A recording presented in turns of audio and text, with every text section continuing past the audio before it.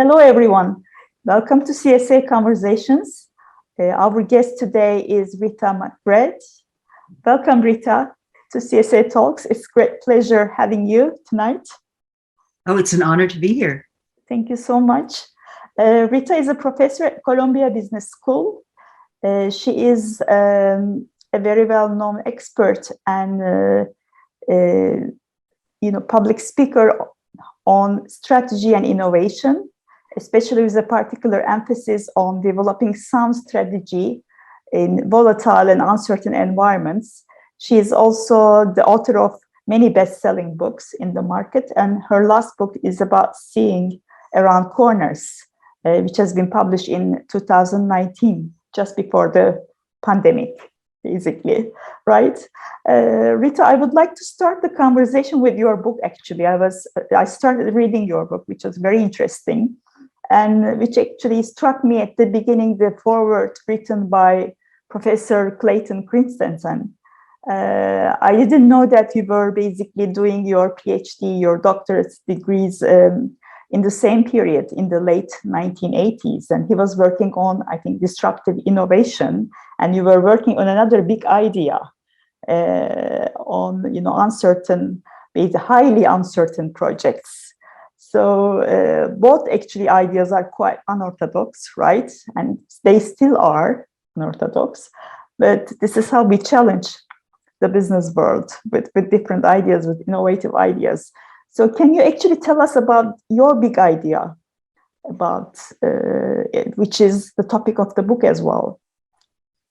Well, the idea that Clay and I were kind of working on together was his notion of disruptive technologies. And the breakthrough that he made was to recognize that very often the new entrants into a context that are going to prove very dangerous to the incumbents don't start out looking that challenging. They start out small, often at a low end of the market, and then they work their way upward into becoming more disruptive. And right around the same time, I published an article, ironically, in the same year in the Harvard Business Review called Discovery-Driven Planning.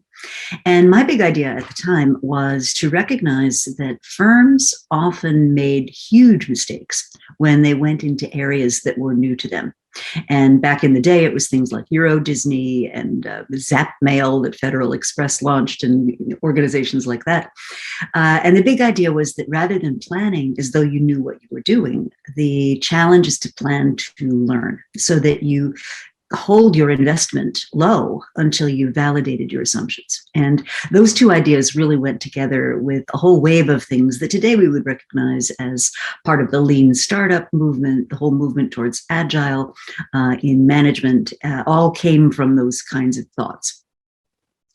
Okay, and I actually have also seen lots of metaphors you are using in the book, like snow melting from the edges, seeing around the corners.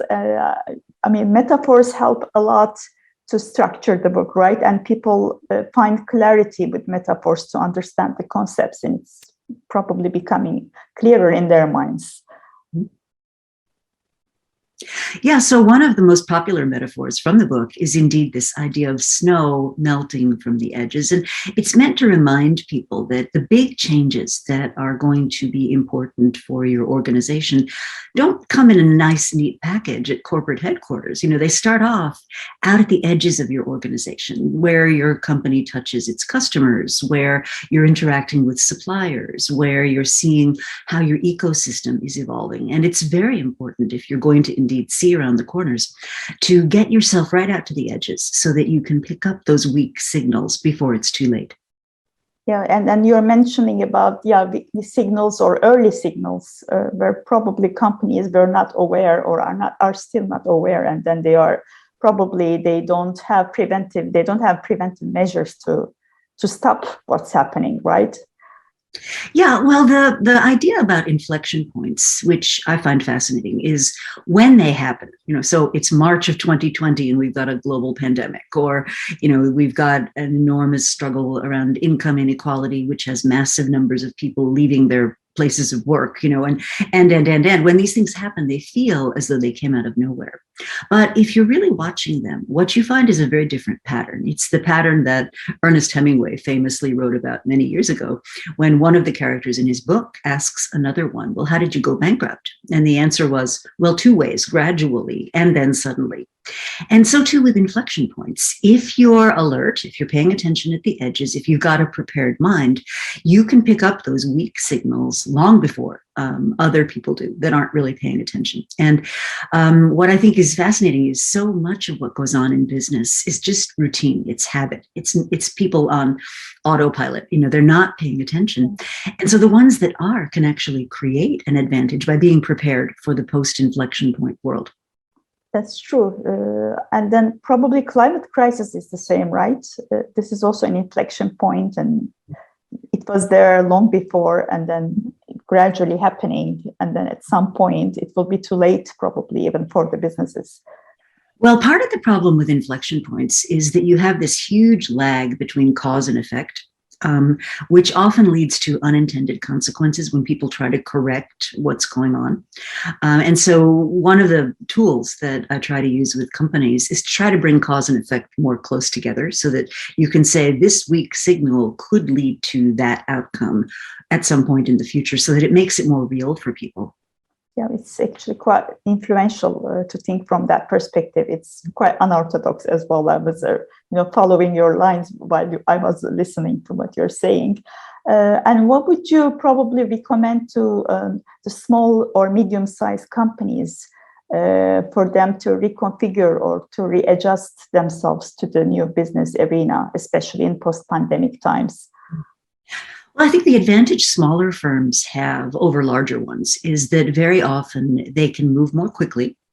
They can become closer to their given customer segments, and they can make decisions faster.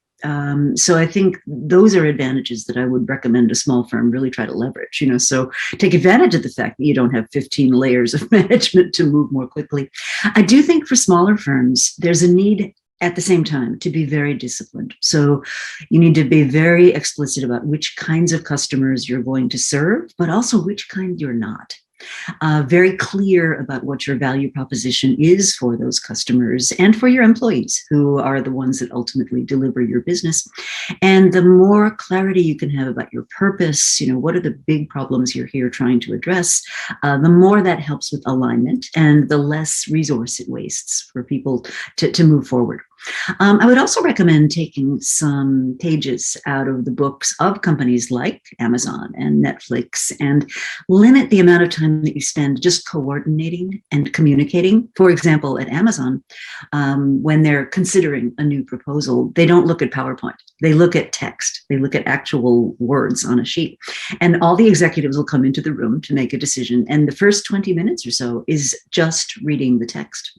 And when you think about it, right, how much more high impact is the conversation going to be? Because in a typical corporate setting, you'll have someone getting up and presenting with a PowerPoint slide, and they get to slide 4, and some executive says, I have a question, and the question would have been answered on page 12, but the poor presenter never gets there. And so you're just wasting an enormous amount of human time just communicating with each other. So I would say smaller firms can make those kinds of changes much more rapidly than larger ones can.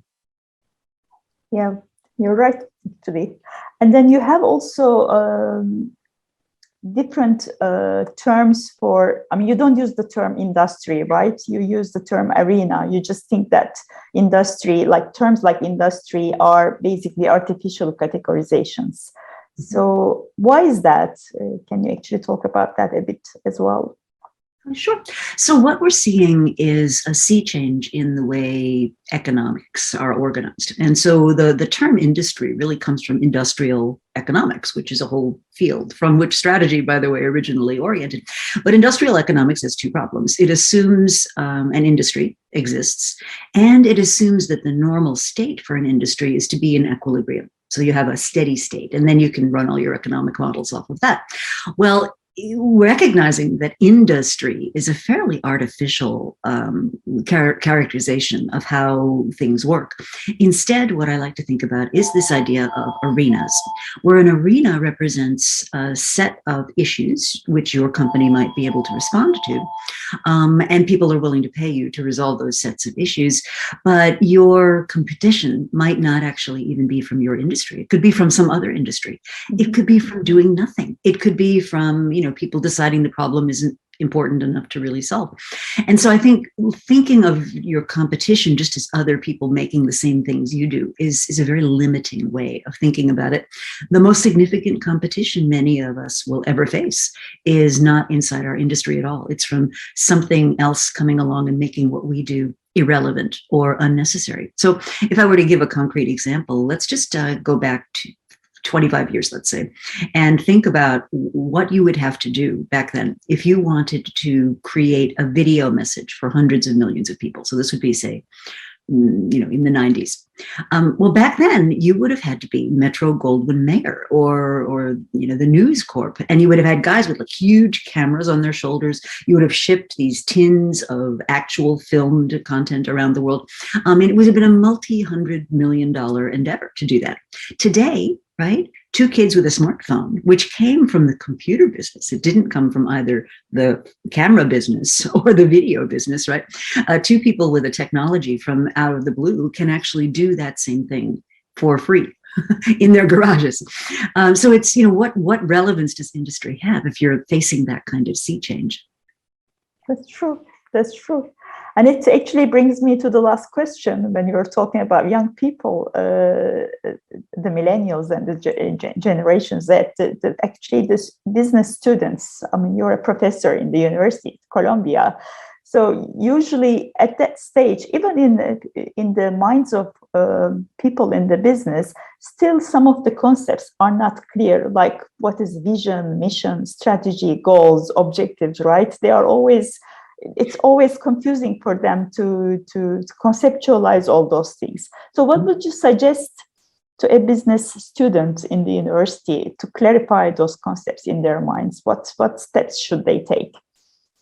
Well, I think it's very important to have a clear definition of what strategy is. And I've written some wonderful descriptions of this, which you can find on my website.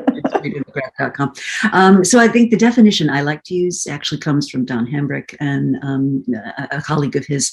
And they define strategy as a central integrated concept of how we're going to achieve our objectives. And each of those words really matters. So central, it's widely shared, right?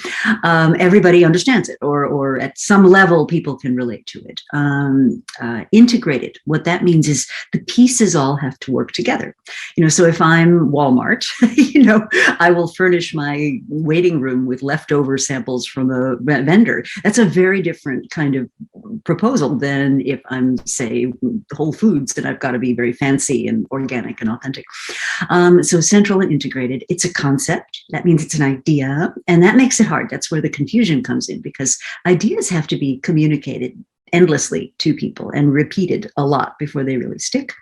How? Good strategies are all about how. And this is another point of confusion. I think people often mistake the goal for the strategy to achieve that goal. So you hear this all the time. Our strategy is to be the number one provider of, whatever. That's not the strategy. That's the goal. Our strategy is to become the number one provider by doing XYZ, offering the best selection at the lowest price, or picking distinct niches that are underserved that we're going to be now serving. And then our objectives. So what is the goal? Let's get clear about what it is we were put here on earth to do. And I think the other concepts, so mission, vision, really have to do with, who are the populations of people that we want to have an impact on? What does that impact look like? And how does that model all fit together? And you can do that for for-profit firms. You can also do it for not-for-profit or mission-driven organizations. Clear enough, I think, for everybody. So Rita, thank you so much for your time today, and hope to meet you as well in person somewhere. I'm looking forward to that myself. Okay, thank you. Thank you.